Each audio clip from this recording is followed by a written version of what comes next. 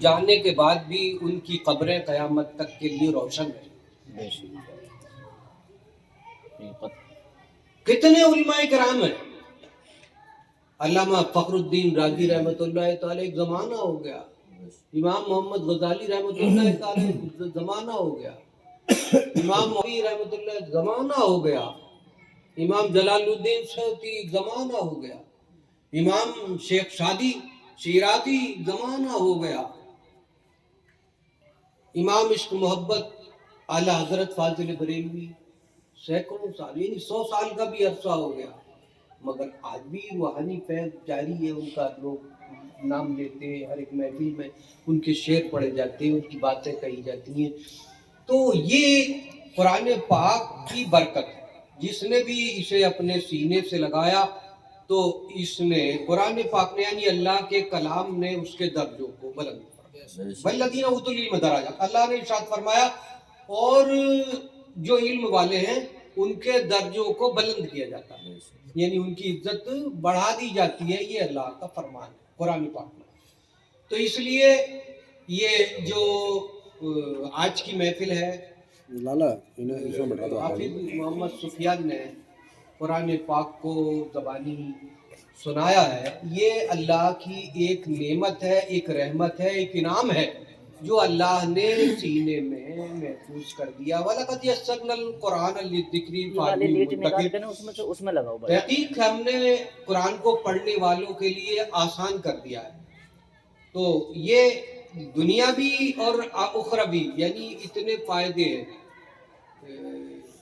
یہ سرکار مصطفیٰ صلی اللہ تعالی علیہ وسلم کا فرمان علی شان کہ اگر قرآن پاک کو چمڑے کے جزدان میں بند کر کے اور آگ میں بھی ڈال دیا جائے تو وہ قرآن پاک تو محفوظ رہتا ہی ہے، جزدان بھی محفوظ رہتا ہے۔ سبحان اللہ۔ تو جس سینے میں اللہ کا قرآن ہوگا تو اس سینے کو یعنی اس جسم کو بھی جہنم کی آگ چھو بھی نہیں سکتی، سبحان اللہ، سبحان، چھو بھی نہیں سکتی۔ یہ ایک نعمت ہے، رحمت ہے۔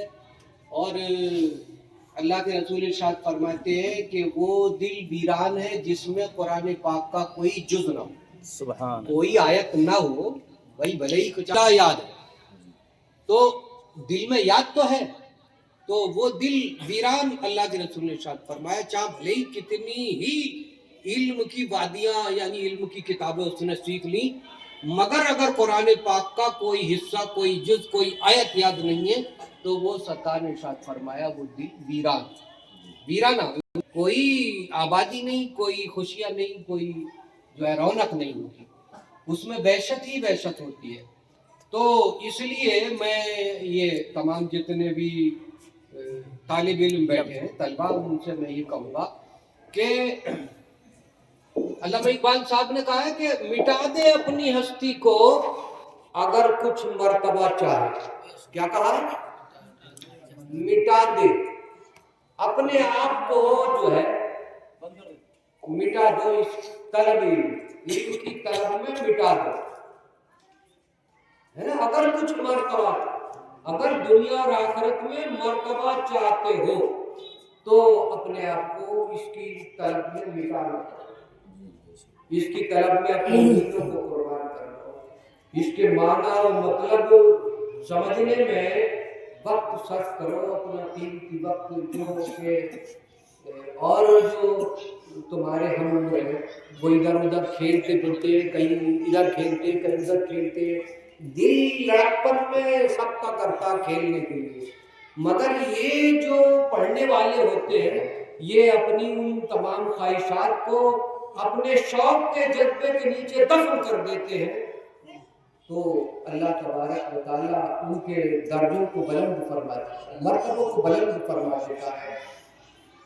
تو اس لیے اپنی لگن کو قرآن پاک سے محفوظ طریقے سے لگائے رکھیے اور کھیلنے سے اپنا دل جو ہے ذرا قرآن پاک کی طرف۔ آج جو تعلیم اکثر طریقے سے طلبہ کے ذہن میں یہ رہتی ہے کہ اگر حافظ قرآن ہو گئے، جیسا کہ ابھی حافظ سفیان نے سنایا تو یہی سمجھ لیں کہ اب تو میں پورا قرآن ایک دن میں پڑھنے والا حافظ ہو گیا، اب تو میں پورا ہو گیا، ایسا نہیں ہے، بلکہ قرآن پاک کو اللہ تبارک و تعالیٰ نے اسی لیے نازل فرمایا ہے کہ اسے سمجھیں اور عمل پیرا ہو، اور پھر اپنے عمل کو لوگوں کے سامنے ایک نمونے کے طور پر پیش کریں۔ اللہ تبارک و تعالیٰ نے قرآن پاک کے 28ویں سپارے میں ارشاد فرمایا، یا ایھا الذین آمنوا لم تقولون ما لا تفعلون، اے ایمان والو وہ تم اپنی زبانوں سے کیوں کہتے ہو جو کرتے نہیں، جو تم خود اپنا عمل نہیں کرتے وہ زبانوں سے کیوں کہتے ہو۔ تو مطلب تقریروں میں تو اکثر دیکھا ہوگا تم نے کہ ہم سنت کے پیرو بنے اور ہم ہر کام میں سنت اپنائیں، مگر جب عمل میں دیکھتے ہیں تو پھر دنیاوی راہ و رسم جو چل رہی ہے ان رسموں کی پابندی میں جو ہے دن اور رات گزرتے ہیں اور سنتوں کی پیروی۔ یہ بات ہو گئی الگ کہ کہنا کچھ ہے اور عمل کچھ کرنا ہے۔ تو یا ایھا الذین آمنوا لم تقولون ما لا تفعلون کبر مقتا عند اللہ ان تقولوا ما لا تفعلون، کیا ہی برا ہے اللہ کے نزدیک کہ تم وہ کہو جو تم خود کرتے نہیں، جو تم خود کرتے نہیں وہ کہتے پھرو، تو یہ اللہ کے نزدیک برا ہے۔ وہی سبب ہے کہ آج دعاؤں میں جو اثر نہیں ہے اس کی وجہ تو یہ بات کہ ہماری زبانوں میں سچائی پاکیزگی نہیں رہی، کیا کچھ رہے اور عمل کچھ اور ہے۔ دوسرے پھر جو ہے ایک مطلب کھانا یہ نہیں دیکھتے کہ مطلب کیسا ہے، اچھا ہے برا ہے، کیسا کھا رہے کیسا نہیں کھا رہے، یا کیسا کھلا رہے کیسا نہیں کھا رہے۔ تو یہ ایک دیکھنے کی بات ہے، رزق کی بھی اور پھر دوسرے مطلب اپنے عمل کی، جو کچھ کہو وہ خود عمل پیرا ہو کر کے، بلکہ کہنے کی ضرورت نہیں ہے، لوگوں کو ان کے سامنے ایسا عمل پیش کر دو جو خود ہی عبرت ہو جائے، خود ہی وہ عمل کو دیکھ کر۔ اللہ کے رسول سرکار مدینہ صلی اللہ تعالیٰ علیہ وسلم نے اخلاق کا جو نمونہ پیش کیا ہے کہ جو آپ کو پتھر مارتا تھا، جو کوڑا ڈالتا تھا، جو آپ کو برا کہتا تھا، تو آپ اس کے ساتھ بھلائی کے ساتھ پیش آتے۔ جو برا کہے کہ حبیب کبریا کی شان رحمت تو ذرا دیکھو، ستم سہتے تو ہیں لیکن ستم ڈھایا نہیں کرتے، کسی کو ستایا نہیں، ستم سہ لیے۔ یہ اللہ کے رسول کی سنتیں ہیں، اللہ کے رسول کی سیرت ہے۔ اسی طریقے سے گفتار میں بھی اگر کوئی آپ کو بدتمیز گستاخانہ لہجے میں پکارتا تو سرکار جو ہے محبت سے جواب دیتے تھے۔ ایک بدو آیا آپ کی محفل میں، جیسے بیٹھے تھے مدینہ طیبہ میں، تو ایک بدو میں دیہات کا رہنے والا اجڈ کہہ لو، مطلب مسلمان نہیں تھا، وہ پہلی مرتبہ آیا تھا، اس نے سنا تھا، جانتا نہیں تھا، آیا اور آ کر کے اس نے کہا کہ تم میں سے وہ کون ہے جو نیا دین لایا ہے، ذرا مجھے بتاؤ۔ نئے تمام زمانے میں ایک ہی خدا کا اعلان کر رہا۔ تو اللہ کے رسول نے ارشاد فرمایا کہ وہ میں ہوں، میں اللہ کا رسول ہوں، اللہ نے مجھے اپنا کلام دے کر کے لوگوں کی ہدایت کے لیے بھیجا۔ بڑے نرم لفظوں میں اللہ کے رسول نے اپنا تعارف کر، تو اس کی ایسے سخت جملے تھے، اس نے کہا تو کہتا ہے کہ سارا عرب تیرا کلمہ پڑھ لے گا، یعنی سخت زبان۔ حضرت فاروق اعظم کو جلال آیا، تلوار کھینچی، ایک اشارے میں اس کا سر قلم کے، سرکار کی شان میں اس طرح اونچی آواز میں۔ تو اللہ کے رسول نے نیچے دبا دیا، بیٹھ جاؤ، بیٹھ، بٹھا دیا۔ تو اس نے کہا تو کہتا ہے، تو آپ نے کیا جواب دیا؟ جی میں آپ سے یہی بتانے والا تھا، آپ کہہ کر کے سرکار نے اس نے گستاخانہ اس نے جملہ بولا تھا، آپ نے ادب کے ساتھ۔ یہ ہے نا کہ جس کے اندر جو چیز ہوتی ہے وہی باہر کو آتی ہے، سبحان اللہ۔ ہاں اس کے اندر وہ مطلب بدتمیزی تھی تو اس نے بدتمیزی نکالی زبان سے، سرکار کے اندر اخلاق تھا تو اخلاق زبان سے باہر آیا. بے شک تو یہ پتہ چلتا ہے کس کی اندر کیا ہے. جب زبان کھلتی ہے تو پتہ چل جاتا ہے. اگر کسی نے زبان سے گالی سے گفتگو کی ہے تو پتہ چلا کہ اس کے اندر گندگی بھری ہے. اوئے ہوئے اور اگر اس نے نرمی سے اچھے الفاظوں میں بات کی ہے تو پتہ چلا کہ اس کے اندر دین کی روشنی ہے، ایمان کی روشنی ہے. سبحان اللہ. تو کہتا ہے کہ روم اور ایران کسرا کی سلطنت بھی تمہارے قدموں میں ہوگی.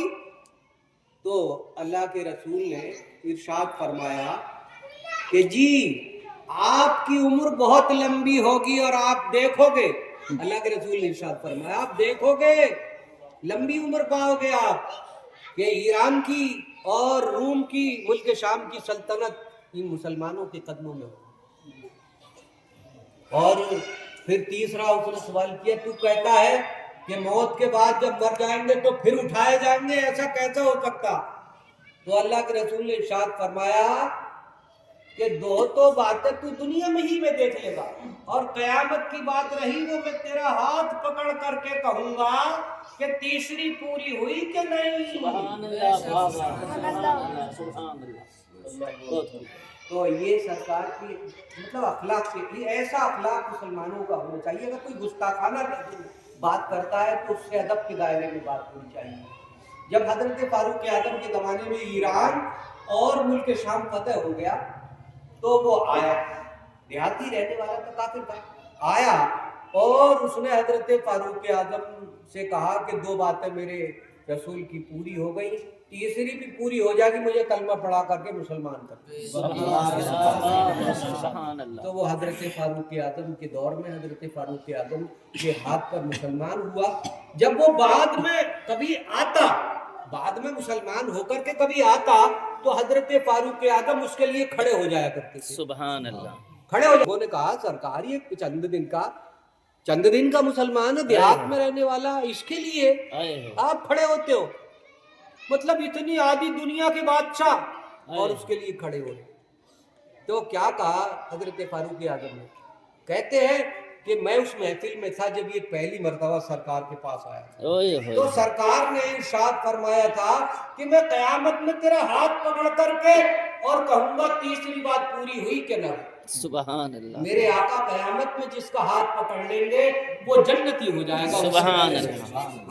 واہ. جس کا ہاتھ سرکار کروڑوں اربوں خربوں اول سے لے کے آخر تک کے تمام لوگ، مگر ان تمام بھیڑ میں سرکار جس کا ہاتھ پکڑ لیں اس کا مرتبے کا عالم ہے. تو یہ ہمیں کرنی ہے شہنشاہی بتا کی رضا کی. آئے ہے بات آئی بات کہ ہمیں اپنی زندگی میں یہود و نصارہ کو نہیں دیکھنا ہے. وہ تو دنیا ہے، اس میں ہر رنگ جی، وہ تو ہر رنگ ہے. ان کے لیے صرف دنیا بھی رونق ہے، یہ دنیا بھی رونق، بعد مرنے کے کچھ نہیں ہے. اور آپ کا مرتبہ اس زندگی کے بعد میں دیکھنا کتنا بلند ہوگا.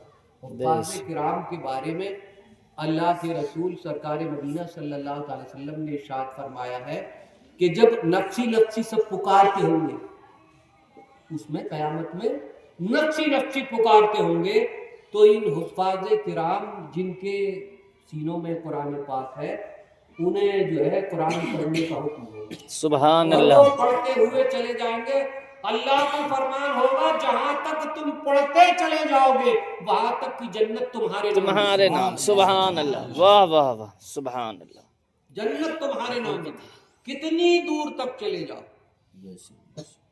10 گھنٹے میں پڑھا ہے قرآن کا تو 10 گھنٹے تک لگاتار چلو، کہاں پہنچو گے؟ وہاں اتنا بڑا قد تھوڑی ہوگا جتنا یہ ہے جی. وہاں 60 گز کا ہوگا، 60 گز کا جی قد. تو 60 گز لمبے آدمی کی کتنی دور پہنچے گی جی. اور پھر یہ تھوڑی ہے پیدل پیدل اللہ براق کی سواری دے گا. سبحان اللہ. واہ واہ. سبحان اللہ. تو قناعت نہ کر عالم رنگ و بو پر. سمجھ گئے؟ کسی دنیا کے جو رنگ و بو ہے پر بھروسہ قناعت نہ کر عالم رنگ و بو پر کہ تیرے جہاں اور مکان اور بھی ہے. واہ واہ واہ واہ. مکان اور بھی ہے. سبحان اللہ. تو اس لیے हमें जो तमन्नाएं करनी है, हमें जो अल्लाह के रसूल की सुन्नतों को आम करना है मुसलमानों, ये हमारे दिल में उमंग होनी चाहिए। तो अल्लाह तबारक व ताला हम सबको प्यारे आका की प्यारी सुन्नतों पर अमल की तौफीक इनायत फरमाए। और ये हमारे हाफिज सुफियान जिन्होंने कुरान पाक को एक ही नशिस्त में सुनाया, अल्लाह इनके इल्म व अमल में उम्र में बरकत इनायत फरमाए। जितने हमारे तलबा हैं, मुंतज़मीन हैं और जो मुआविनीन हैं, जो भी मतलब बस्ती के लोग और जो भी हैं मोहब्बत करने वाले, इदारे की देख रेख करने वाले, अल्लाह तबारक व तआला दुनिया और आखिरत दोनों जहान में उन्हें अजर नसीब फरमाए। आमीन व आखिर दवाना। माशाअल्लाह माशाअल्लाह آپ کا آپ ادا کر دیا بھائی माशाअल्लाह, जरा बहुत खूब।